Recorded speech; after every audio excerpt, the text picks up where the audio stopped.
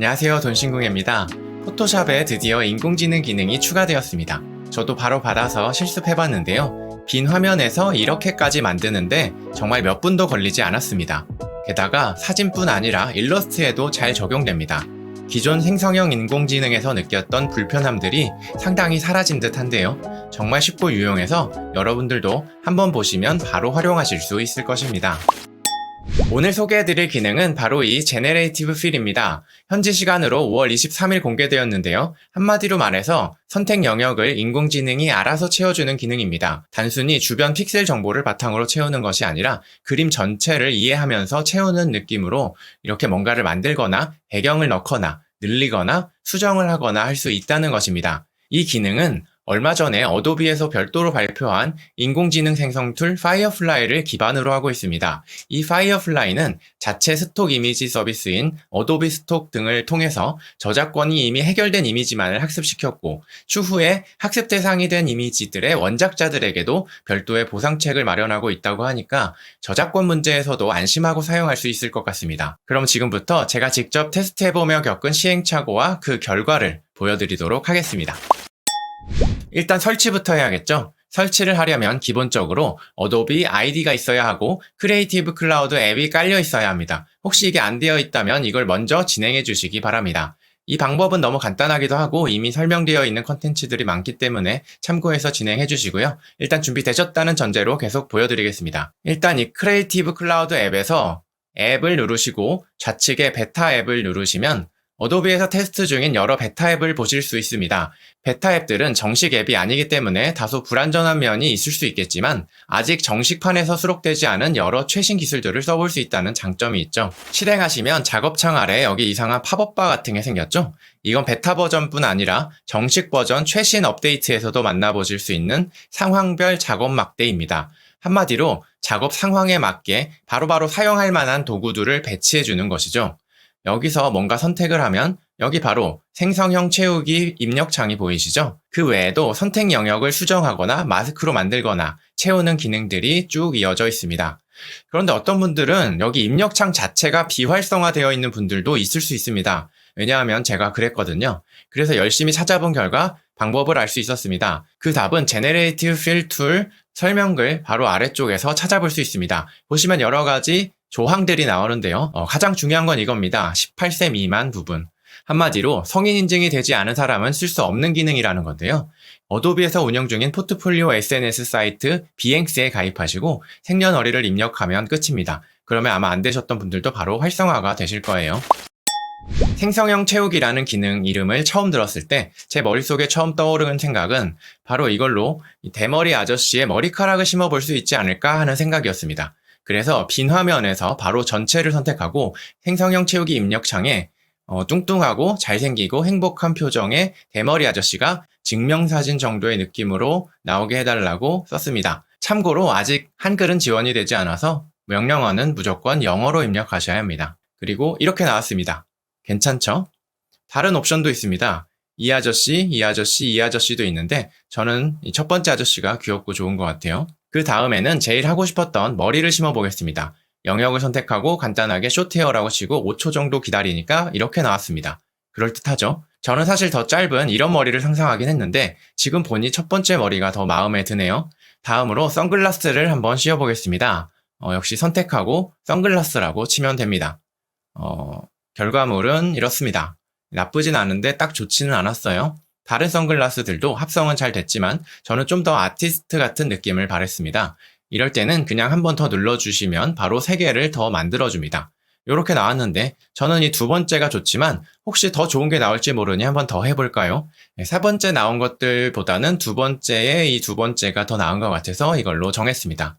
참고로 여기 선글라스를 만들었다고 해서 이 레이어에 정말 선글라스만 있는 것은 아닙니다. 이렇게 움직여보면 살까지 같이 만들어졌다는 것을 알 수 있죠. 세 번째로 분위기상 허공에 나비 한 마리 날아다녀도 좋겠다는 생각이 들어서 만들어봤는데요. 나비는 바로 마음에 드는 게 안 나와서 명령어를 바꿔가며 좀 많이 만들어봤습니다. 그래도 마음에 드는 게 잘 안 나오더라고요. 제 생각에는 저는 날아다니는 나비를 생각했는데 아무래도 인공지능이 학습한 건 주로 보통의 가만히 있는 나비 사진이기 때문이 아닐까 싶습니다. 이런 건 좀 한계라고 볼 수 있겠네요. 그래도 그 중에서 그나마 가장 마음에 드는 것으로 바꿨습니다. 그런데 나비 한 마리가 어깨에도 앉아있으면 어떨까 싶어서 어깨를 선택하고 어깨에 앉아있는 나비라고 쳐봤더니 이렇게 나왔습니다. 예, 앉아있는 건 자연스러운데 나비라기보단 나방같이 나왔죠? 그래도 이 세 번째는 나쁘지 않아서 요걸 선택했고요. 이번에는 이미지 확장을 해보겠습니다. 이 아저씨가 살짝 한쪽으로 치우쳐 있는 게 거슬렸는데 캔버스 사이즈에서 왼쪽으로 150픽셀 정도 확장한 다음 기존 그림과 살짝 겹치게 빈 영역을 선택합니다. 이번에는 입력창에 아무것도 치지 말고 그냥 클릭을 하시면 됩니다. 아주 자연스럽게 확장이 됐죠? 근데 여기에 약간 얼룩 같은 느낌이 있어서 이 영역에만 다시 적용해봤습니다. 이번에는 적당히 된 것 같네요. 자세히 보면 아직도 약간의 얼룩은 있습니다만 이 정도는 나중에 내용 인식 채우기나 복구 브러쉬 같은 포토샵 기본 기능들로 충분히 해결 가능한 수준입니다. 이렇게 되니까 왼쪽 여백이 좀 허전하죠? 텍스트가 있으면 어떨까 싶어서 캘리그라피로 해피데이라고 써달라고 했습니다. 그랬더니 나온 결과물인데요. 철자가 틀리기도 했고 별로 이쁘지도 않습니다. 특히 배경은 없었으면 좋겠어서 투명 배경이라는 말을 붙였더니 이번에는 이렇게 나왔습니다. 하지만 계속 철자가 틀리거나 좀 이상한 느낌으로 나오는 걸 봐서 글자에는 아직 많이 약한 듯 합니다. 그래도 그나마 나은 게 하나 나와서 이걸로 만족하기로 했고요. 이번에는 옷을 갈아입혀 보겠습니다. 럭셔리 수트라고 쳐보니 이렇게 나왔습니다. 통째로 바꾸는 거라서 어깨에 나비는 사라졌습니다. 원래 별로 마음에 안 들었기 때문에 괜찮습니다. 수트도 역시 3개의 옵션을 만들어주는데 저는 이걸 골랐습니다. 그런데 이렇게까지 하고 보니 이 아저씨의 수트를 좀 더 만들어 보고 싶었습니다. 그래서 한번 이 상태로 아래를 늘리고 이번에도 아무 명령 없이 클릭을 해봤습니다. 그랬더니 이건 뭐죠? 이상한 카메라 같은 물체가 생겼고 소매도 이상하고 이건 너무 무리한 요구가 아니었나 싶었는데 근데 이 두 번째 이미지는 나쁘지 않았습니다. 그리고 다음 것도 요것도 소매가 좀 이상하고 AI의 고질적인 병폐인 손 기형도 약간 나타나긴 했지만 전체적으로는 무난하고 후보정을 하면 쓸 수 있을 정도라고 생각했습니다. 그래서 이 이미지는 여기서 마무리하기로 했고요. 배경도 한번 바꿔보고 싶은데 지금의 배경은 너무 심플하니까 다른 이미지를 가져와서 실습을 해보도록 하겠습니다. 무료 스톡 사이트에서 이 이미지가 적당해 보여서 다운받았습니다. 그리고 오브젝트 셀렉트 툴을 선택하고요. 이 오브젝트 셀렉트 툴도 생긴 지 몇 년이 됐지만 아직 잘 모르시는 분들이 계십니다. 이렇게 오브젝트가 선명하게 구분되는 이미지에서는 오브젝트만 딱 선택이 됩니다. 그런 다음 상황별 툴바에서 선택 반전을 누릅니다. 그럼 이제 여기다가 어떤 배경이 좋을지 써보겠습니다. 저는 심플하게 사막으로 가보겠습니다. 그러니까 이렇게 3가지 느낌의 사막이 나왔습니다. 디테일하게 보면 좀 아쉬운 점이 있을 수도 있겠지만 들인 시간 생각하면 정말 가성비 좋은 합성입니다. 그런데 좀 외로워 보여서 뒤에 로봇을 하나 넣어봤고요. 저 멀리 차도 세워봤습니다. 그럴듯하죠? 특히 바닥 부분을 보면 사막 바닥의 느낌을 어느 정도 살려서 합성한 게 눈에 띕니다. 그러면 이런 기능들이 실사가 아니라 일러스트에서도 적용이 되는지 한번 살펴보겠습니다. 역시 스톡 이미지 사이트에서 받은 일러스트고요. 먼저 일단 아까랑 같은 방법으로 확장을 시도해봤습니다. 이거는 정말 감쪽 같습니다. 이젤의 나머지 부분도 각도에 맞게 잘 들어가 있고 적당히 창밖의 나무를 마무리한 느낌이라든지 특히 이미지 가장자리에 전혀 다른 종류지만 어울리는 화초 하나의 끄트머리를 비슷한 느낌으로 넣어준 게 정말 센스 있다고 느꼈습니다. 그 다음에는 벽이 허전해서 시계를 넣어봤는데요. 딱 맞는 느낌은 아니었습니다. 그래도 나중에 색을 살짝 죽여주면 될 것 같아서 그냥 이걸로 하겠습니다. 분위기상 이쪽에 큰 개가 한 마리 자고 있으면 좋겠다는 생각이 들어서 A dog is sleeping 이라고 쳐봤습니다. 아주 나쁘진 않지만 그렇다고 좋다고 하기 어려운 게 나와서 한 번 더 해봤고요. 이건 좀 괜찮은데요. 특히 이젤 다리 사이에서 자고 있게 만든 게 진짜 신기한 것 같습니다. 그리고 여기에는 그림이 하나 걸려있으면 좋을 것 같아서 만들어봤는데 테두리에 이상한 경계면이 생겼네요. 그래서 테두리 부분만 잡고 한 번 더 해줬습니다. 이제 괜찮죠?